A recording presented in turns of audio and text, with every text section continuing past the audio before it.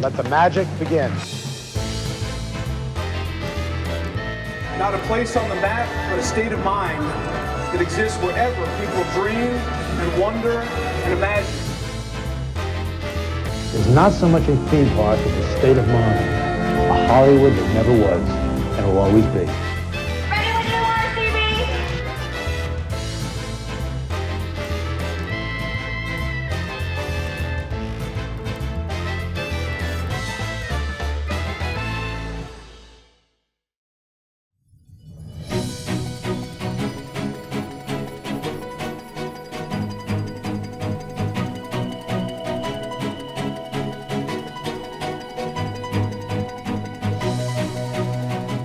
This is News Today with WDW News Today. I'm Tom Corliss of WDWNT.com.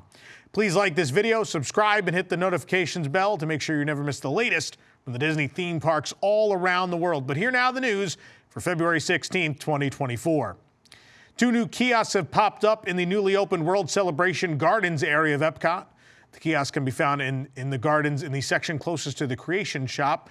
If you're facing World Showcase, the kiosks are on the northwest side of the gardens. The 2 kiosks are exactly the same, a square shape with a dark roof featuring a blue stripe going around all 4 sides. The structure is white with a metal roll-up door on each side, and the signs on both of the kiosks are currently blank. There's one freestanding umbrella accompanying each kiosk. Of course, these are typically merchandise kiosks. That's what they are. It's weird that they need them so close to the biggest store in the park, probably. Obviously, the theory is this will be for the Flower and Garden Festival. They're going to start using more of this space with the festivals from this point onward, now that majority of it's done. Obviously, eventually, Communicore Plaza and Communicore Hall will be part of the festivals as well, but for now, just merchandise kiosks, which again, I assume will just have the festival merchandise, but if not, they could be that sometimes these are third-party merchandise related to festivals as well. We'll have to wait and see, but I think it's weird that you need more shopping next to the biggest shop in the park. A weird choice for sure. Disney has shared a new video exploring the model rooms for the new Disney Vacation Club cabins at Disney's Fort Wilderness Resort and Campground, which include a reference to the long-defunct water park Disney's River Country.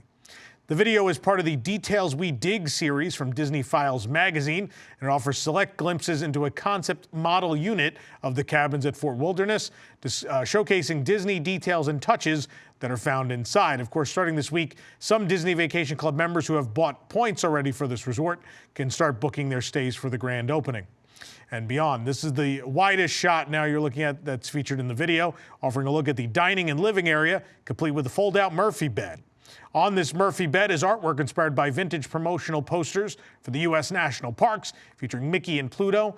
And the trailer and car Mickey is driving are pulled from the 1938 animated short Mickey's Trailer, directed by Disney legend Ben Sharpstein. The cabin's bedroom features a framed collage on the wall, which features a surprising nod to a water park from Walt Disney World's past. That, of course, is River Country.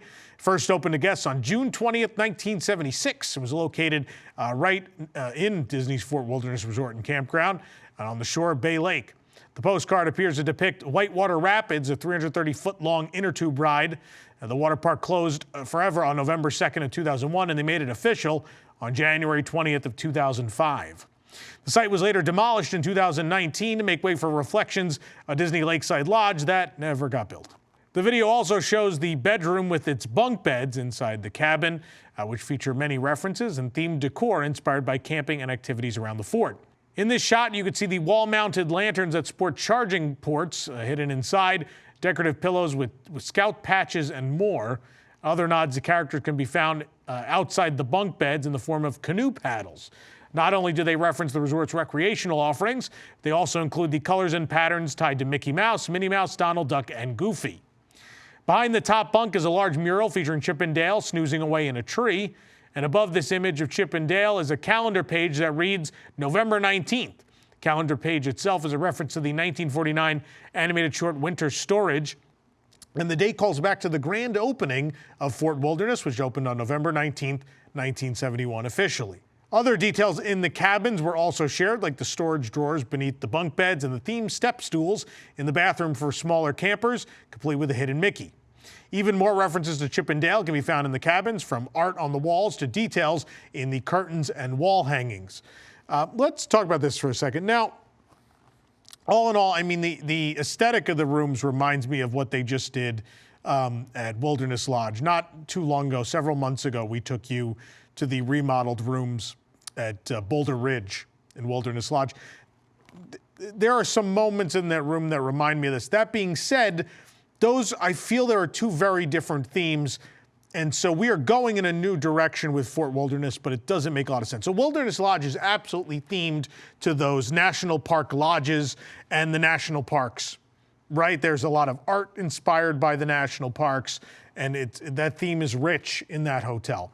Fort Wilderness does not have a theme connected to national parks. That's not the theme of Fort Wilderness. The theme, obviously, there's a camping theme, but also it's always been kind of the Frontierland hotel, right? And even, look, even though they remodeled Crockett's Tavern and Trails End, they still walk along those lines, right? Yeah, they took out the Davy Crockett art and they changed the furniture, but it still has that rustic feel to it, right? It has like a general store feel in some places, and in other places still sort of that pioneer spirit, right? Hoop-de-Doo still has that. So there's two different themes. So I'm confused by the fact that the cabins suddenly have a rich national park theme, because that has nothing to do with Fort Wilderness. It has everything to do with the adjacent hotel. Now, I understand there are parts of pioneer living and that era that Disney wants to distance themselves from. We talked a lot about, sensitivity changes as of late. I think when they were thinking about what art and what was going to go in these rooms, there probably was a thought of, let's distance from pioneer times and let's lean into, U.S. national parks and camping. But the problem is, again, it doesn't really fit, and it doesn't even mesh so much with the other projects they've done at this hotel as of late. So, look, I've bashed the exteriors of these cabins. I don't really understand what's going on thematically. They're not winning me over with a river country reference either. I just don't get it, right? They're going to be comfortable and they're going to be pleasant. There's a lot of thought, right? Like they made sure there's plenty of charging ports. The art, the art doesn't fit, but it's nice art. Like the Chip and Dale mural is cute, and I don't hate the collage. I don't hate a lot of the individual pieces, and if the truth is, if that interior wasn't in the cabin, or the exterior of the cabin didn't look like that and actually looked like faux wood or a faux log cabin, we wouldn't be having this conversation. I don't know. Look, I'm not a national park expert.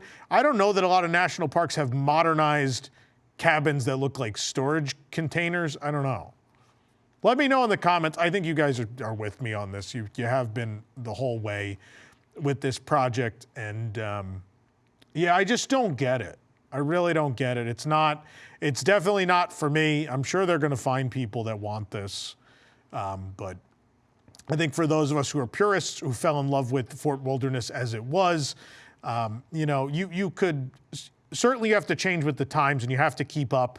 And you have to have modern conveniences, but you could have modern conveniences and retain theme. You can do both of those things, and man, they've got to find their way. Imagineering and Disney Vacation Club have got to find their way in striking that balance. And I thought they did a better job. They're still a little plain, but I generally like the Copper Creek and Boulder Ridge rooms, and obviously the cabins over there are fantastic. I love those. They're wonderful. They did a much better job over there striking that balance than they did at Fort. And the problem is Fort has so much more history. Like, don't get me wrong. Wilderness Lodge, one of the best hotels they've ever done, if not the best. Incredible theme, gorgeous space, just the peak of Disney storytelling at that time. But you're talking about Fort, which goes back to the opening of Disney World, and there's very little of the 1970s fabric of Walt Disney World left at this point. And so to lose a little more of it, right? And I know the last cabins weren't there in the 70s, but people would have believed it, right? Because it fit the theme. You can have modern amenities and retain a theme. You could do both of those things, and we need to see both of those things happen. And I hope moving forward, we will see more of that. Because, right, at some point, that Reflections plot is going to be something. They're eventually going to build something there. And honestly, like, look, I would have been fine. Like, River Country was abandoned. It was closed. We'll move on. Do something new. And Reflections, right, I wasn't a super big fan of the theme of that necessarily, but at the same time, at least they would have left Fort alone. And right, at that point, I don't care. At that point, I have what I liked, what I fell in love with, and new guests have the new thing that you're trying to capture them with, right? And you will capture them without taking this great thing away from those of us who have fallen in love with it for over 50 years. So a balance must be struck, and I hope moving forward they'll be able to do it. It's too late for the cabins. We're getting the storage units, the storage containers, shipping containers, whatever you want to call them, and we're gonna have to grin and bear it. Get it, bear it. That's even more in theme than the theme they chose for the interior of the cabin. Never mind. Move on. Actually, Wilderness Lodge is the bear one too. There's no bears in the theme at Fort. Well, they do have those garbage cans to keep them out. I'll move on. Disney volunteers were the top fundraisers at the 2024 Paws in the Park event hosted by the Pet Alliance of Greater Orlando. The 30th annual event took place this past Saturday at Lake Eola Park. Among the over 300 Disney cast members in attendance was Carol and her dog Moses, who she adopted at Paws in the Park 5 years ago. And Carol and Moses have attended every event since she adopted him. Paws in the Park activities included a costume contest with guests often dressing up to match their pets. There's also the Swift Paws lore course, dock diving, and a doggy psychic. All right. In addition to after this is over, I am going to look up what a doggy psychic is because I need to know. In addition to the costume contest, dogs and their owners participate in the Best Trick contest and Pet and Person Lookalike contest and the Sit and Stay contest. And the Walt Disney World fundraising team is known as the Disney Dogs and raised almost $10,000 this year for the Pet Alliance of Greater Orlando, which helps Central Florida animals find homes. And Disney has been the top fundraiser for 15 of the last 17 events. Pet Alliance of Greater Orlando raised a total of $202,698 during the Paws in the Park event this year, reaching 115% of their goal. This program is brought to you by our official travel agent sponsor, Be Our Guest Vacations. Your dream vacation begins with Be Our Guest and their concierge team of expert vacation planners.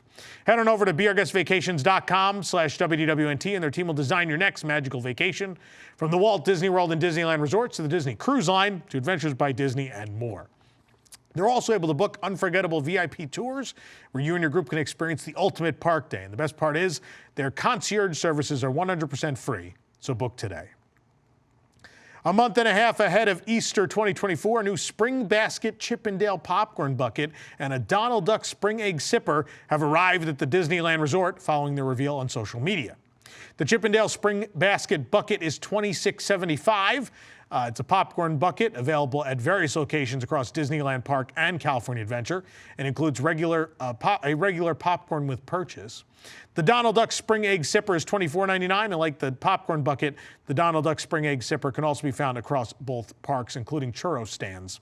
The Sipper includes a guest choice of a bottled Coca-Cola beverage at the time of purchase. This continues the Sipper trend of Donald wearing seasonal costumes. Of course, he was a candy corn before. Now he's a big blue egg. He also has a bunny ear headband on. Very cute. Again, both of these available now. No word if they're coming to Disney World, but I think in most cases we end up waiting a year, but sometimes we just don't announce these in advance. We'll have to wait and see. In a new video shared online, it appears that a group of guests were celebrating a special occasion at Disneyland Paris this week, and they did so by bringing a pink smoke bomb and setting it off in the park's central hub. Shared on X by Disney File, the video shows a man and a woman with their faces blurred setting off a pink smoke bomb in the Central Plaza, presumably for a special event, according to the Post. In the video, the man can be seen holding the smoke bomb as it emits a large cloud of pink smoke. He then places the receptacle on the ground next to a lamppost as it continues to fill the area with the smoke. Both the man and the woman look off to the right of the frame, and the video ends. They were subsequently arrested by resort teams.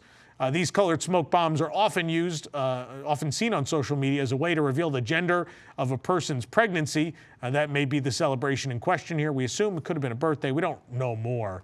It's also unclear if the individuals were reportedly arrested by resort teams, as one user replied in the comments that the man in the video is a well-known rugby player, and cast members did not know it was a famous person at the time. So they're speculating that maybe there was no, Disney probably didn't throw them out or trespass them or even perhaps hand them over to the authorities because of that. But we don't really know. And knowing Disneyland Paris, I don't think we're probably going to find out what happened. But it's, Disney. Every time I go to Disneyland Paris, I see something new I never thought I would see in a park. I've seen people climb onto the roof of a popcorn cart and try to watch fireworks from it, like 16 feet in the air, and have to be asked to come down. I've seen people cross waterways to sit on top of rocks. There's always people climbing stuff in that park. It's the Wild West there. And this, I wouldn't have been surprised to see this in person given the things I've seen at that park. Never a dull moment with the European guests. Real quick, I want to mention a couple more of today's sponsors. Well, I guess one of them is us, but ParkCandy. Go visit ParkCandy and use code WDWNT to save 15%. All your purchases with ParkCandy also help support us here at News Today with WDW News Today, and we deeply appreciate it. Another way to support us is to buy Gertie. And I'm going to address something with Gertie real quick because I saw people didn't like my shag thoughts. Number one, a major corporation has asked you to design something based on their intellectual property. If you don't think there is an ethical dilemma there with then going and making the product yourself, you're very wrong. I know Disney well. They're not going to go after him because he'll make a public stink about it, and I don't blame them, but he's absolutely in the wrong. In the case of Gertie, Gertie is public domain. Gertie was created in the 1910s. It's not owned by Disney. Again, public domain. And so that's why we chose to make it, because we didn't want to infringe on any Disney copyright. It turns out Gertie is all for public consumption. So we made a Gertie plush. Pick it up now at this link. Get your Gertie. We're running out fast. And when they're gone, they're gone. We doubled our order, but we're blowing through that second stock real fast. Again, they're going to ship in May, and they're great. And this is the prototype. There's going to be all sorts of cool stuff on the final one. We're doing stitching of the logo. We're reinforcing the neck. It's going to have a special tag, which I can't reveal yet, but please go pick up a Gertie. They're very soft and cuddly, and I love it. And it's going to sit here forever. No, I'm sure we'll switch it out at some point. I'll cover it. Should have covered Gertie's ears before I said that. Can't let Gertie know she can't live on the desk. It's okay. We'll find a home for you. Also, I need to plug Stage 89, which is our celebration of 35 years of Disney's Hollywood Studios and as well 30 years of the Tower of Terror. It is the largest in-person reunion of the Imagineers that built this park and some of its most iconic attractions, the Great Movie Ride, Muppet Vision 3D, and of course, Tower of Terror. All those teams being reunited, and they will show art and tell stories that have never been seen or heard before. And because we're not a Disney event, we can show and talk about things that maybe wouldn't make it to a D23 event. In-person registration as well as streaming tickets are available at stage89.com. The streaming ticket is half off only until March 15th. It's only $10. And again, all proceeds from this event, any profit that would be made, is going to go to Give Kids the World Village, a tremendous local charity. So please help us out. And at the same time, celebrate 35 years of the redheaded stepchild of theme parks at Walt Disney World, I've always felt. Always gets the short end of the stick, but we're happy to celebrate the birthday. One of my favorites, even though they took Great Movie Ride from me. The full menus for the first ever Tokyo Disney Sea Food and Wine Festival have been released. The festival begins on April 1st, 2024 and runs through June 30th. The festival will include menus inspired by the countries around the world that are based on the 8 themed ports of Tokyo Disney Sea. And we're saying 8 because that includes Fantasy Springs, which will open in the midst of the event. The food locations will be centralized in the American waterfront area, specifically the New York area. A festival guide will be available that includes a map of all the food locations, a full menu list, and photos of select items. If you want to read all the menus, they're available at WDWNT.com. It looks like a lot of fun. I'm excited to check this out. Seems and it's way less food than our festivals. But I mean, they all start small. We'll see if it builds over time. I'm sure it'll be a huge success. For the absolute latest on these stories and all that didn't make it into today's show, be sure to check WDWNT.com and follow us on all your favorite social media platforms. You can support the entire team behind this show and others by joining the WDWNT Interglobe Society at patreon.com/WDWNT. Get access to exclusive content, discounted show and event tickets, including to Stage 89, and more. Special shout out to all of our WIGS members watching who make this show happen every week. For the worldwide leader in Disney Parks news, this is Tom Corliss saying, enjoy the rest of your today and have a great, big, beautiful tomorrow.